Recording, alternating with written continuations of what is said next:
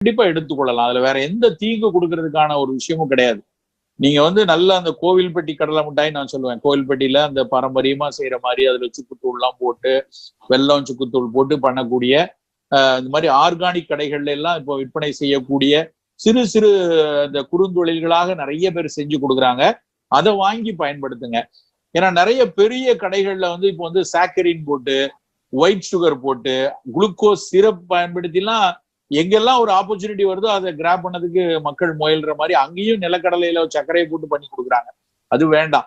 உங்க வாங்குற கடலை மிட்டாய் வெல்லம் இருக்கணும், இல்ல கருப்பட்டி இருக்கணும், அதுல சுக்குத்தூள் இருக்கணும். அப்படியான கடலை மிட்டாயை தேடி பார்த்து சிறு குழுக்களாக நிறைய பேர் நல்லா பண்றாங்க. அதை எடுத்துக்கொள்ளலாம். எடுக்க கூடாதவங்கிறது சக்கரை வியாதிக்காரங்க தான். ரொம்ப வெயிட் போடக்கூடாதுன்னு நினைக்கிறவங்க கொஞ்சம் குறைபாடுங்கன்னா நிலக்கடலை நல்லா வெயிட்டை கெயின் பண்ணும்.